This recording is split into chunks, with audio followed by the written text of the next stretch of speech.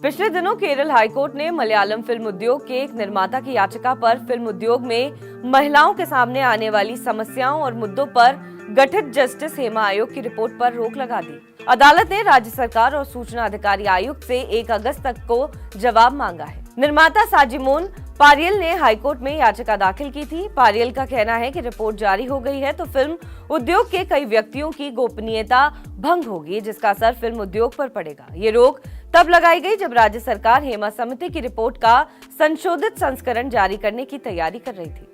बता दें कि 5 साल से ये रिपोर्ट अब तक जारी नहीं हुई है। हेमा कमेटी की रिपोर्ट आखिर है क्या? फरवरी 2017 में मलयालम इंडस्ट्री के एक फेमस एक्टर का अपहरण कर लिया गया। चलती कार में कई लोगों ने उनका रेप किया था। ये पूरी वारदात कोची शहर में हुई थी। इस घटना के बाद राज्य के मुख्यमंत्री पिनाराई विजयन ने मलयालम फिल्म इंडस्ट्री में महिलाओं के द्वारा फेस किए जा रहे मुद्दों और उनके खिलाफ हो रहे उत्पीड़न की जांच के लिए हेमा कमेटी गठित की थी। 1 जुलाई 2017 को जस्टिस के कमेटी का अध्यक्ष बनाया गया था। मलयालम की एक्टर शारदा और IAS अफसर KB वत्सला कुमारी को कमेटी का सदस्य बनाया गया था। दिसंबर 2019 तक राज्य सरकार ने कमेटी पर 1.06 करोड़ रुपए खर्च किए थे। ऐसा कहा जाता है कि 300 पन्नों की रिपोर्ट में कई सेंसिटिव इंफॉर्मेशन थी, जैसे इंडस्ट्री के अंदर महिलाओं का शोषण और उत्पीड़न कास्टिंग काउच माना जाता है। कई लोगों ने खुलकर कमेटी के सामने सबूत भी पेश किए। सबूत के तौर पर ऑडियो क्लिप और मैसेज भी लोगों ने कमेटी के सामने रखे। हेमा कमेटी की रिपोर्ट सौंपने के बाद राज्य सरकार ने फिल्म इंडस्ट्री में महिलाओं के सामने आने वाले मुद्दों को हल करने के लिए एक व्यापक कानून बनाने की घोषणा की। हालांकि सरकार की ये घोषणा बनकर ही रह गई। सरकार की तरफ से कोई भी कदम नहीं उठाया गया। साल 2021 में सरकार ने हेमा आयोग की सिफारिशों की विस्तार से जांच करने के लिए एक नई समिति का गठन कर दिया। माने की कमेटी को जांच करने के लिए एक नई कमेटी।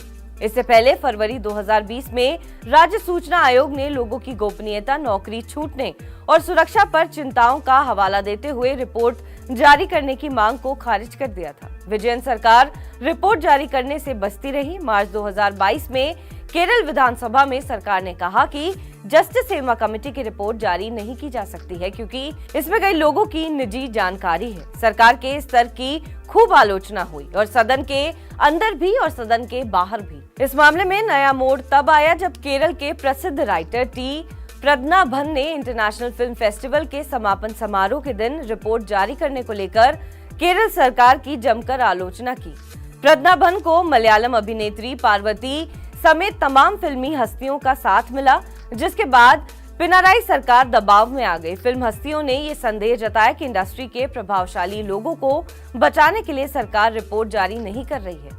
7 जुलाई 2024 को राज्य सरकार ने व्यक्तियों की गोपनीयता संबंधित जानकारी को छोड़कर रिपोर्ट की सारी बातें जारी करने को राजी हो गई। लेकिन अब एक इंडस्ट्री के ही निर्माता की याचिका पर हाईकोर्ट ने रिपोर्ट जारी करने पर रोक लगा दी। इस पूरे मामले से एक बात तो साफ है कि इस रिपोर्ट में कई ऐसी चीजें हैं जो इंडस्ट्री के लोग चाहते नहीं हैं कि वो बाहर आए। इसलिए इस रिपोर्ट को लेकर लोगों में और ज्यादा उत्सुकता है।